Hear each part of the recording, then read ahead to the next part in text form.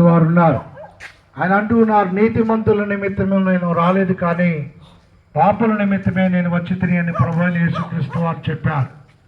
ఎవరైతే నా కుమారుణ్ణి ముద్దు పెట్టుకున్నానో మరి వారిని నేను